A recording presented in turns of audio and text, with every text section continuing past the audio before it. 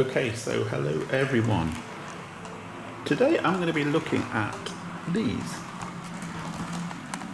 For those who haven't seen them before, there are some little sound chips that you can put in the back of DCC or DCC locomotives, and the movement of the locomotive results in sounds that should be appropriate to accelerating, deaccelerating and so on. I've not seen them before, I just came across them by chance, so some of you might be familiar with them, or you may have tried them before, but I've got one steam and one diesel, so I'm going to unpack them. I'm going to try them in a couple of older trains that actually aren't DCC, they're just DC, and we'll see worth it or not. Okay, so this is how it works. This is the chip. This makes the speaker. That's focused. Yeah, that makes the speaker. It's a tube. And you just get the battery. And essentially you put that in there, plug it in, and then put it in the back of a wagon, a tender, or inside the locomotive. I'm just going to put it in the wagon. Then I can swap it easily between different locomotives. We'll see how that goes.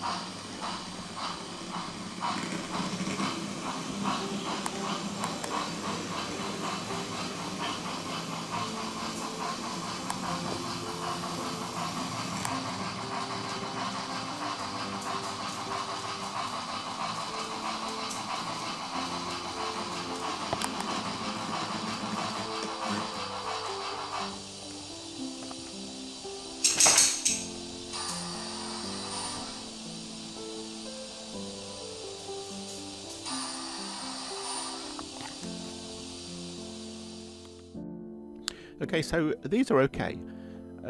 there's a bit of delay between the speeds, and I noticed after on the first layout, which is just the up and down, that they really needed a continuous movement to get the best out, the slowing down and speeding up, which you didn't see so much in the diesel.